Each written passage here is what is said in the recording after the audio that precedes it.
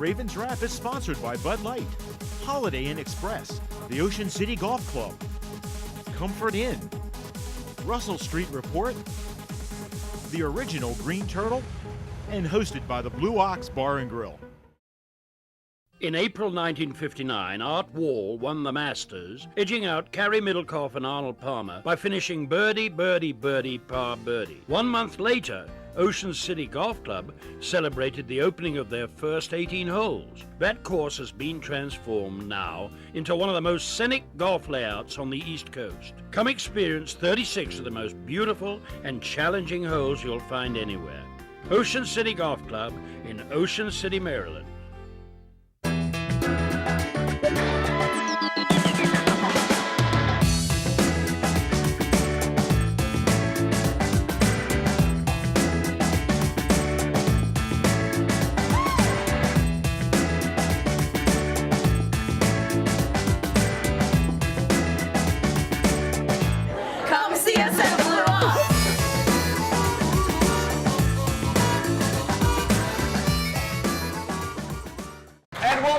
It is the original Green Turtles Ravens Wrap Show here from the Blue Ox Bar and Grill, 127th Street and Coastal Highway in Ocean City, in the Ravens room here with Ravens News 44. Give yourselves a hand, guys. Yeah!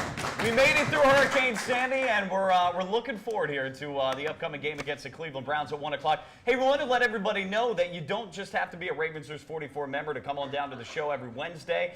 We invite all Ravens fans down from Worcester County, Wycomico County, Sussex County, wherever you're able to watch this show. Come on down to the program, and we're making it more than worth your while. We're giving away an authentic Nike Ravens jersey every week. In addition to that, we are also giving you a chance to win tickets to Ravens home games, courtesy of our friends at jctickets.net. The next drawing will be November 8th. That'll be the Wednesday before the home game against the Oakland Raiders, in which they play them on Sunday, November 11th. So come on down and get into the fray here and enjoy the show, and good food and drinks as well. And we look forward to seeing you here at the Blue Ox Bar and Grill every Wednesday of the program. And you know what, by the way, I haven't done my my high school updates at all this season.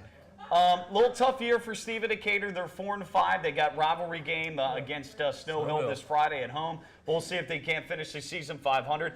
Indian River has had another nice year. They were the Division II state champs in Delaware. They're off to another good start this year. Other than an early upset to Milford, they're doing well. I believe right now they stand at 7-1 on the season, if I'm not mistaken. What's the big one this week? We got what? Ken Island and Ken Island and Queen Anne's. Yeah, that's a big pair of 9-0 teams. It's always a big rivalry. Yeah, a little further up the road. So let's get back to talking, guys, to the loss to the Houston Texans. And again, we're only mentioning that, folks. You may be saying, hey, that was a couple weeks ago. We had the bye week.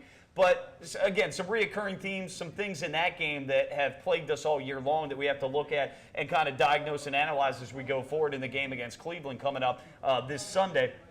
You talked about getting Ray Rice the football and the offense helping the defense out in the sense that, you know, if the offense is going to run no huddle all the time and be out, three straight plays and put the defense back on the field continually, that hurts when our defense is certainly hurting. I want to go back to the opening series that we had in the game against the Texans, which the Ravens drove right down the field, right down the field. So let me go through the play sequence quickly. Ray Rice for 8, Ray Rice for 2, then a pass to Torrey Smith for 13. Okay, then Ray Rice for 17. Okay, then it's 1st and 10. Okay, successful pass to Ed Dixon for 5 yards. Then it's pass, it's pass, and incompletion. So here we are down to the 38-yard line. We get to the 33. 2 passes, we're out. We kick a field goal, 3-0. Okay, not a bad start. Don't get me wrong, but all of a sudden you're running the football effectively, and you go 3 straight passes on the team. So where I think on the road like that, we really could have used 7 there. We only get 3. So it's 3-0 there. Okay. We stop Houston. The defense early on looked good. They actually stopped the run early on. We come back at the 25-yard line. Pass, pass, pass, 3 and out. Then Houston gets the ball back, and we stop them again, fortunately. Then we get the ball back in bad field position. Safety looks like a blown hot read. It should have been a quick pass. I don't know what happened there. Should have thrown it Torrey Smith. I don't think it was on Smith. I think that was on Flacco, actually. So it's 3-2. Okay, Houston gets the ball back. They end up scoring. It's 9-3. Then we get the ball back again. First down, Ray Rice for 3. 2nd down, intercepted. Before you know it, it's 16-3. It starts to get out of hand. And then obviously, by the time you know, it's 23-3. You know, and even down at one point in the game, 16-3, early in the second quarter, 3 passes and out again. They would score again, the Texans, that is, to make it 23-3. So clearly, early on in the game, you've got Ray Rice running the football effectively, and you get away from the run. I mean, he had 9 carries for 42 yards, a 4.7 average. Joe Flacco ended up 21 of 43. So, you know, our pass-to-run ratio is completely out of whack, and I think that has been a huge theme up in Baltimore. And by my numbers, and I'm trying to dig through all my stuff here, folks, we average right now 36 passes a game to 19 runs. Yeah. I know Cam's got more weapons. I know he's got more weapons, but that's a pass-to-run ratio that's way out of whack. You know, we're getting into this thing in the NFL now where it's a pass-happy league. That's all you're hearing about, the Tom Brady's and the Peyton Mannings and all that stuff. But, you know, we all know that a good running game sets up the passing game. You know, with play action. Look at what RG3's doing. I know they're not, you know, the Redskins aren't great this year, but, you know, look out in the future, you know, because they don't know what they're going to do. Obviously, those numbers with Ray Rice, averaging 4.7. I saw a stat today. The Ravens are actually second in the league, ranked as an offensive line, as you know, yards per rush. Yeah. But you have to run the ball. Right. You can't get 4.7 yards if you don't give them the ball. You know, that's what's going to set up your play action. That's what's going to put us. The differences with the Ravens is, you know, when you're 3rd and 2, you have options. When you're 3rd and 7, 3rd and 8, you really don't. Right. Your option is going downfield and throwing into double coverage. That's and in 3rd and 2, it seems like we choose to throw the ball a lot more than run. I mean, Steve, the averages are 4.9 for Rice, Bernard Pierce 5.3. And it's not that we're not getting Ray Rice the ball enough, it's how we're getting the ball. We're getting him the ball in the passing game where we need to be pounding the football more on the ground.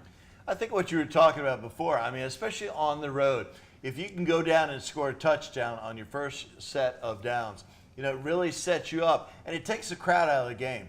You know, if we had done that, and then, you know, you put yourself in a position where if you get sacked, you know, where if you throw a pick 6, okay, we're only down by a couple, we're able to come back. Whereas when you only get the field goal, you get this feeling in the offense, and you know how it goes playing football. You get this feeling, we can't score. It's getting tougher, and you know, all of a sudden you watch yourself falling further and further behind, and you start to believe, hey, you know, we really can't play on the road. This is terrible. You know, whereas at home, you know, if you score early, you're going to get the crowd into it, and you know, you're really going to get some momentum behind you. Well, you know, you said something earlier too when you and I were talking off air. You know, I think you mentioned on the show too. It's like I don't know if they get away from the run because they kind of.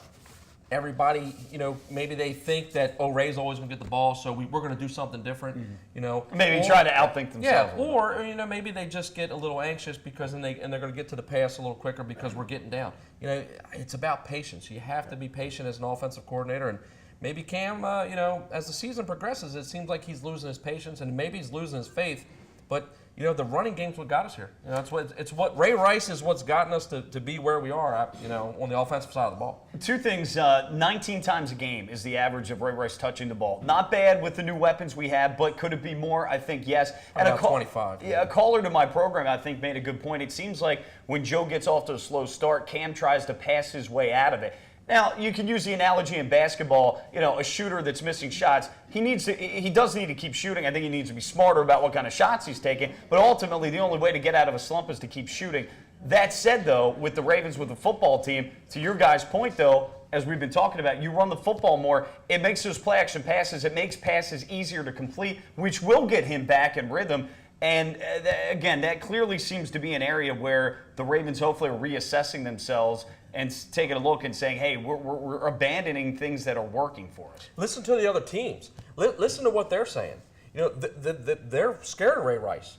You know, they don't want him on. They don't want that. Yeah, 3rd and 2, 3rd and 3. They're like, man, what is he going to do? Is the guy going to come out of the backfield? Is he going to run the ball? Is he going to catch the ball, or are they going to go downfield to Torrey Smith? So when we're putting ourselves constantly in these 3rd and 8, 3rd and 9, you know, it's allowing them to bring in their nickel package or whatever they're doing.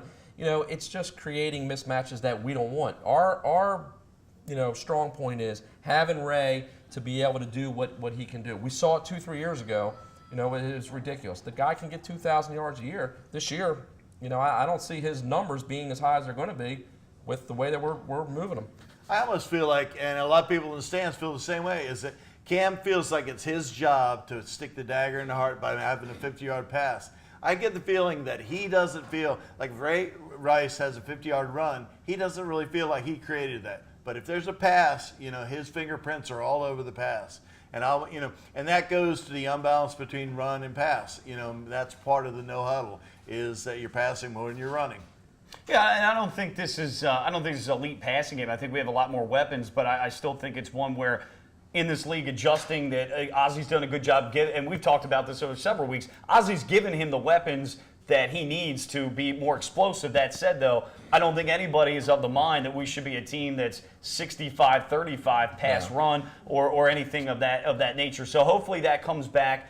That comes back to normal a little bit. Last year I think we had the same situation. If you look back early in the season, we had the same kind of imbalance. As the season went on, Cam kind of got it. But again, the question is, why is he not getting off the bat? Now that all said, we're 5-2, but folks, we could be potentially 6-1, and who knows? And I'm not trying to get greedy and say 7-0, but the point is that if we're keeping ourselves back, 6-1, 7-0. That could be the difference again at the end of the year between a playoff game at home and maybe a game on the road, and we know how that went last year. And I think you'll see it this week. During the bye is the time where you can self-scout, and you can say, not that they don't do it every week, but when you have a bye week, you can really say, hey, this is what we're not doing well, and look, we have a major imbalance between pass to run, and we. But it shouldn't take a bye week for them to figure it out. Not, but it took me 10 obviously it minutes. is. You're 5 minutes. you're self-scouting every week. Well, Yeah. why is it coming to the top that you're not running the ball enough? And the numbers speak for themselves. We're doing well running the ball. Our guys, the offensive line blocks well. And for those of you that I wasn't an offensive lineman, but there's a difference between run blocking and pass blocking. Pass blocking is very difficult in the NFL, especially against these Terrell Suggs type guys. And most linemen They would rather run and they're good at it, and they're doing a good job. So you know what? If it does come down to what we were talking about earlier, well, we want to throw them off maybe. You know what? My philosophy is until they stop it, you keep running Ray Rice down their throat. And let's not forget, we have this guy, this pretty good guy, Vontae Leach, pretty decent guy too, as a lead blocker, who I think, 2 weeks ago, he was on there for 16 snaps in the game. Come on. I mean, listen, what's the point of having these guys if they're sitting on the bench? But that's the other thing is you basically have two young offensive linemen, two rookies. So, they are much better coming out of the blocks as run blockers than they are as pass blockers, just because it's harder to pick up the pass block and all the different stunts in the NFL. So that's just another reason why we should be running the ball more. We got about 30 seconds, so I want to come back in the next segment and talk about what John Harbaugh had to say at the press conference, because some very telling things. We'll talk about the offensive line a little bit and pass blocking and execution. Lots more to get to here on the Ravens Wrap Show, broadcasting from the Blue Ox right here on Comcast Beach TV. Also, Delmarva's Rock Radio, home of the Ravens, 93.5 The Beach. You can catch the game at 1 o'clock Sunday. We're back with more. Keep it here.